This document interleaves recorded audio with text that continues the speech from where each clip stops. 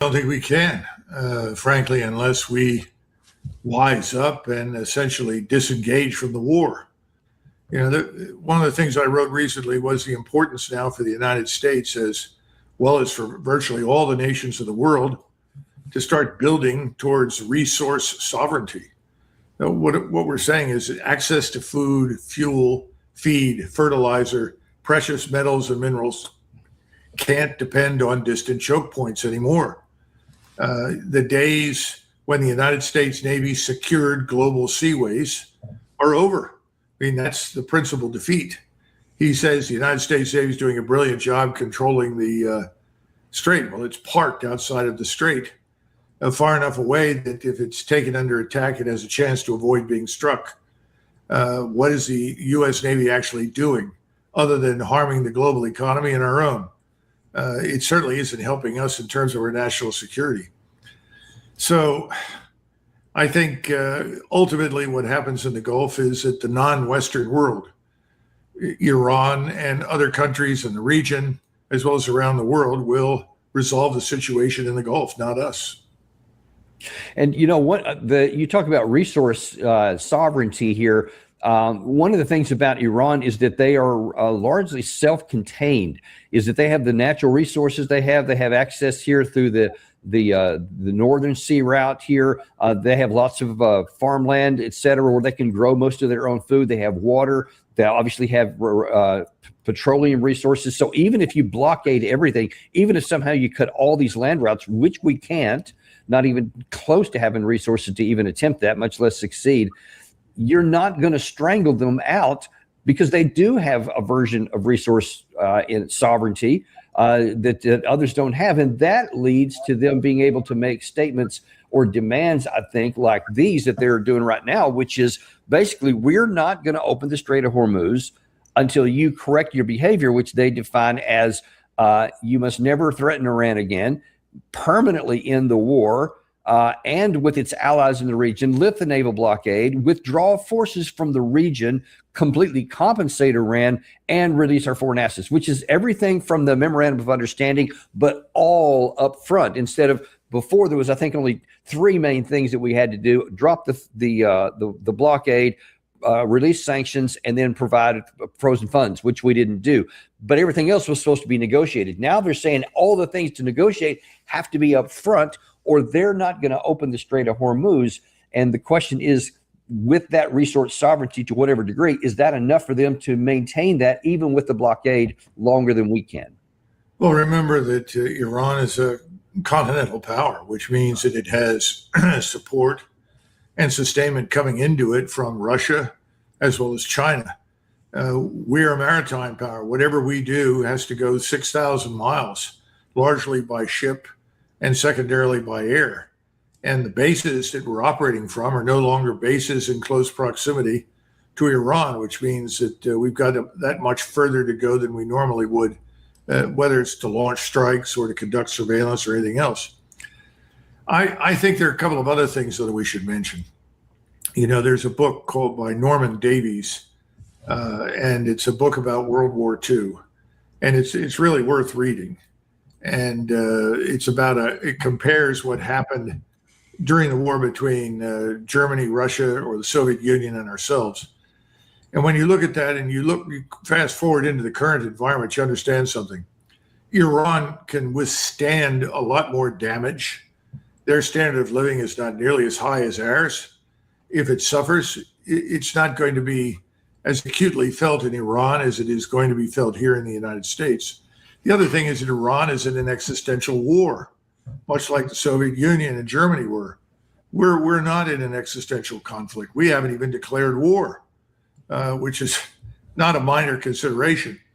Then you've got to add something else. The Houthis inside Al-Ansarah have now attacked Saudi Arabia's shipping in the Red Sea. The Saudis aren't moving anything out of Yanbu. They can turn around and destroy Yanbu if they decide to do it. And they can also reach oil infrastructure as well from southern Yemen. So I guess my point is, from a purely strategic calculus standpoint, the Iranians, in Donald Trump's words, hold all the cards, Dan. We don't hold any at this point. And in the meantime, the rest of the world, especially in the Middle East and Southwest Asia, is rearranging itself in real time. You now have this new alliance between Saudi Arabia. I don't want to say alliance, but it's clearly a security alignment between Saudi Arabia, Turkey, and Pakistan. My understanding is that the Egyptians are now under a lot of pressure to join it. And I think there's a lot of evidence that they may well do that. So that means the largest, most powerful Sunni Muslim Arab states, plus the Turks, plus Pakistan, will be aligned against Israel. I mean, absolutely, unquestioningly aligned against Israel, and secondarily against us. And it's not a direct attack on us, but it's a recognition that we've demonstrated we can't protect anybody in the Gulf. And as a result, they're going to form an alliance that's designed to protect them on their own without help from us. So I think this new Turkey, Saudi, Paki, potentially Egypt defense pact is crafted to halt Greater Israel and replace us in the Gulf. And, you know, one of those constraints, you talked about resource sovereignty. We don't seem to even have that because our resources in the military realm are running low. There was an interesting exchange on Fox News yesterday, not in the direction you might think, although some of those are coming, with Dan Hobbin, former CIA station chief that's on a lot of national security issues. And in this exchange here, he's going to use a lot of the buzzwords about how bad Iran is and they're terrible and all this stuff. But listen pretty carefully, because he's going to admit something here, that there is a major shortfall in our military resource in the absence of sovereignty because of our defense industrial base from 10 years ago. We could draw the inference that we're pausing on military strikes, perhaps because some of our stocks have been depleted. What I would emphasize from my experience serving in the intelligence community and deployed overseas for years in war zones with the U.S. military, this is not like a water faucet that you can turn on. If we're talking about our defense industrial base, this is something we want to build out, we should have been building out 10 years ago. And so if the Trump administration is doing this now, and Deputy Secretary Steve Feinberg has taken the lead, and that's good because he's had extraordinary experience and success in the private sector, that will be good for 3-4 years down the road. We need to do this, and the Congress needs to be briefed, and they need to be supportive, I think, of what is an astronomically high defense budget, but it looks like it's something that we need to be doing. Now, he also went on to talk about the debt that we have, and I'll talk about that separately because that affects it. But he's admitting here now that, and this is something you've always said, even on our show and in your books, that you want to, the army, the military that you want to go to war with, you had better been starting it 10 years before, because that's how long it takes to bring these things into account. He's talking about just the defense industrial base is 3 years or more away from even having an effect on what's going on now. But Doug, we just talked about, we've got 3 or 4 weeks to make some kind of a decision here, or we're going to be in a world of financial hurt. Well, Hoffman and Feinberg are both Israeli firsters. So they're going to find an excuse to do whatever is possible to pour more money into this war against Iran. And for that matter, into any conflict that is either anti-Russian, anti-Iranian, and for the most part, anti-Muslim, anti-Islamic, let's put it that way, in the region. We have no interest in that as a country. There's no reason why we should be engaged in any of those things.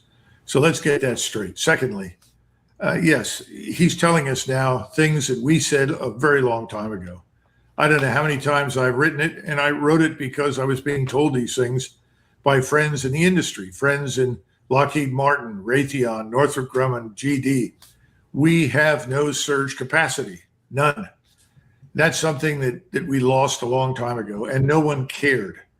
And the biggest problem we have is that the whole force posture is designed for the short war. It's designed to essentially beat down weak opponents that have little to no air and missile defense, and certainly no significant naval or Air Force capability. Those days are over. And what Iran marks is a fundamental sea change in the history of international relations. Iran is a former great power in the form of Persia. It now has the human capital as well as the scientific industrial knowledge to build enormous quantities of missiles, long, medium range, strike, tactical ballistic missiles, unmanned systems, whatever it is, within the framework of this new technology for space-based surveillance. It gives you persistent surveillance and instant targeting data. This is a revolution for which we were completely unprepared. We should have been, because you and others and I have talked about what was done under Surovikin when he established the strategic defense at the end of 2022 that had inflicted such terrible damage on the Ukrainians and made it impossible for the Ukrainians to mass any significant numbers of forces. And whenever they did, they lost them. We paid no attention to that. And we assumed from the outset that Iran was not what it is. Iran was a weak power. Iran was incapable of withstanding the might of the United States military. You know, all this sort of self-congratulatory, narcissistic crap. All of that has fallen short. We should be disengaging. We should be returning home, focused on what's important here, and studying carefully what we need to do for the future. Because right now, we're not really postured in a different way. We haven't fundamentally rethought the structure. We haven't raised any of the critical questions. You know, where do we fight? How do we fight? How do we get there? With whom? And so forth. All of those things had to be answered differently now and from now on. Feinberg's not going to do that. Hoffman certainly won't. Nobody in the administration will. They're all focused on one thing. And this is the problem when everybody says, well, why doesn't Donald Trump simply recognize the futility of continuing and end it?